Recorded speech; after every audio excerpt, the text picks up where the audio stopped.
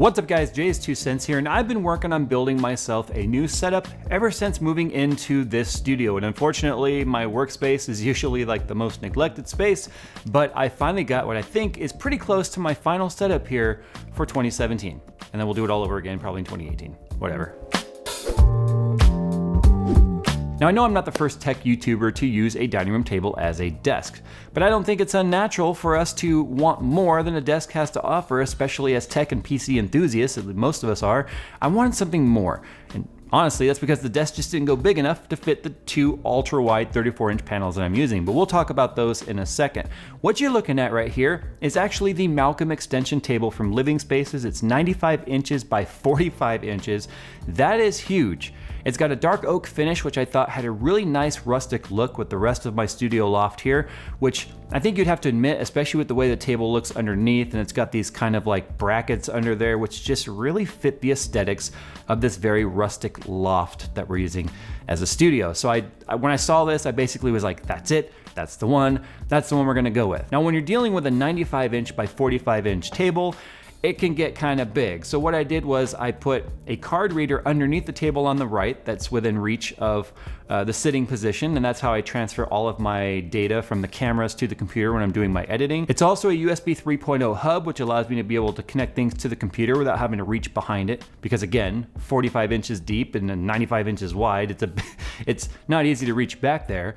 On the left side, because I also have my laptops that I do testing with and use on my day-to-day basis, I have a power strip mounted underneath the desk on the left side, which allows me to easily plug in things like cell phone chargers, laptop chargers, and whatever else we just might need, which allows me to not have to drape cords all over the floor, and it just keeps things nice and tidy. Also, right behind the keyboard, I drilled a pass-through hole. Yeah, it was painful, guys, to drill through this oak, but it had to be done. So that way I could pass my cables through the table and not have them draped again across, which really takes away from the look. I'm not a fan of wireless peripherals still to this day, so that's why I use my wired setup, and so the pass-through was necessary. Now, speaking of peripherals, I'm running a K95 from Corsair, which is of course an RGB keyboard. It's the Platinum keyboard, and I'm using my Reaper mouse, old CM Storm Reaper mouse, which is technically Cooler Master. They don't make them anymore. It's my favorite mouse. I'm gonna be devastated when it breaks because I can't get another one. But speaking of cable management, underneath the desk, we actually stole from one of the Beckett desks that we have in the studio here, the net that comes with the desk that allows you to be able to keep all the cables tidy and managed. So we just used shallow wood screws and screwed those to the bottom of the table. So it allowed me to just kind of throw all the cables and stuff that would normally just be hanging behind the desk in this net, and looks tidy, because on the other side of the desk, it's just a wood grate, and then you can see down to the first floor of our studio. So whatever is on the back side of that table, which would normally just be obscured by a wall, is actually visible from the other side of the studio. So we wanted to look nice, and I think it turned out pretty well. And then we're just using Velcro straps on cables to keep things as tidy as possible. Now let's talk about the panels, because that's one of the reasons why I went with such a big table, 95 inches by 45 inches. I know I mentioned that again. That is a huge, huge table. I've got two Asus PG348Qs, which is 100 Hertz IPS, 3440 by 1440 ultra wide. It's a 21:9 aspect ratio. And that amount of real estate is absolutely priceless to me when it comes to doing my video editing. So having that much space to be able to put folders and things that I'm using and have a huge timeline and preview windows and effects windows and transitions and all that stuff, just, it's nice to have to go digging around through different panels or tabs to try and find them. It's all just right there at my fingertips. And I absolutely love these for gaming as well. The 100 Hertz refresh rate and G-Sync make them extremely smooth. So yeah, these panels right here have been literally an amazing experience for both editing and gaming. Now, I didn't want them sitting on the table. So what I did was I went over to Amazon, and you can find links to everything I'm talking about in this video, by the way, in the description of this video. But I went over to Amazon and I just found whatever hydraulic arms I could find that had a high enough weight capacity to be able to hold these monitors when they're outstretched. The farther those hydraulic arms go, the more leverage the panel has to pull those arms down. So I had to get one that had like 25 pounds of lift capacity, and it gets the job done. And it's pretty neat because you can articulate the panel in any position you want. So if you want portrait mode or landscape mode, they're pretty easy to just rotate around. They stay wherever you put them. It takes a little bit of adjusting to get it just right, but they weren't very expensive, and I was able to get two of them that I just mounted straight to the desk themselves, and it keeps the monitors up, gives me a place to put things underneath the monitors if I want, push the keyboard out of the way if I need to, and it just looks better. It's almost like the panels are floating, which I thought are really cool. Speaking of underneath the monitors, I had a bit of an internal conflict on what to do for sound. I ended up going with a sound bar, and what the right thing to do would have been put reference studio monitors under there. But I didn't want to raise the panels up any higher, because if I did, then I'd be looking more upward at the panels, and right above my desk is this massive, both blessing and curse, skylight in this studio. And it can get very bright, especially here in Southern California. We don't have many cloudy days. So I didn't want to force myself to be looking at this skylight.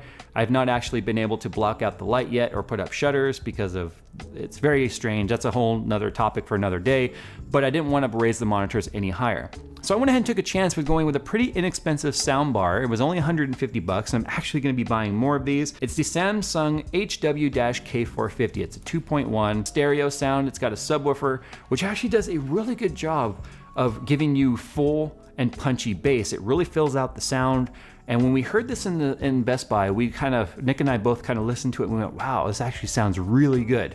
Then we got it here in the space, and we were just going, this is really amazing. Not to mention, we like to listen to music when we're doing things like B-roll and whatnot, so you can just Bluetooth connect your phone to it, you got music, and you're up and running. Things I couldn't really do with studio reference monitors, and not to mention I didn't have an amp to run those, and then you buy ones that have internal amps, it just gets really expensive, and I just didn't have the budget for that. So we're happy with the choice that we made. Now for my editing rig, this is actually a system you guys have already seen when I did the Cougar Panzer video. It's an X99 6900K overclocked to 4.5 gigahertz, 32 gigs of G.Skill 3200 megahertz Trident ZRGB RAM. It's got two EVGA for the Win 3 GTX 1080 Ti's, which gives you both amazing gaming and transcoding performance. And then in terms of cooling, I've just got a Kraken X62 on there instead of a big custom water-cooled loop, because of the fact that when this is my work editing rig, I need it to be easy to work on if something needs to be swapped. And big rigid tubing systems like Skunkworks are nice, but they're labor intensive when it comes to maintenance and swapping out parts. Now we will be doing a very high-end custom rig for the studio. I just haven't finalized exactly how I want to do that yet. We're at a weird time with hardware, I'm sure you guys know, but Skunkworks is safe and sound at home. It's my gaming rig. I've been playing on that a lot lately, and yeah, don't worry, we'll come up with some more really custom stuff for the studio, I promise. Just give me a little time. Now, something else that's sitting here on my desk that probably won't be here much longer is my Alesis multi-mix mixer and preamp for my microphone. Now, I don't actually do any podcasting anymore, really, that often, and when we do, we have a more professional setup that we're actually going to be working on, so I won't be doing it here at my desk using a webcam. So this will probably get relocated to whatever set that is, and it won't be on my desk. But I just left it here for a couple of reasons. One, it looks nice on the desk. It's just kind of a neat little touch, and two, just to show that even this cheap mixer I got for $60 years ago is still running strong. So yeah, you don't have to spend a ton of money to get amazing stuff. Now for chair, you guys have been asking a lot about this. This is the autonomous Ergo chair. We've actually been testing a couple of these out here in the studio ever since we moved in, so it's been a few months now, and it's a pretty good chair. Now the price is about $300. It's fully adjustable. You can adjust the butt cushion either inward or outward. It's got lumbar support, neck support. It's fully adjustable. There are some things though that we're not perfectly happy with on this chair. For instance, the headrest will kind of fall down on its own sometimes rather than staying where you set it in terms of height. I don't like the fact that the armrests don't lock into position when it comes to either forward, backwards, or in and out motion. Height is obviously lockable, but I wish that the arms didn't just kind of move around. Now, obviously, being a tech YouTuber means we have to have some IKEA representation. No self-respecting tech YouTuber is without supporting IKEA in some way.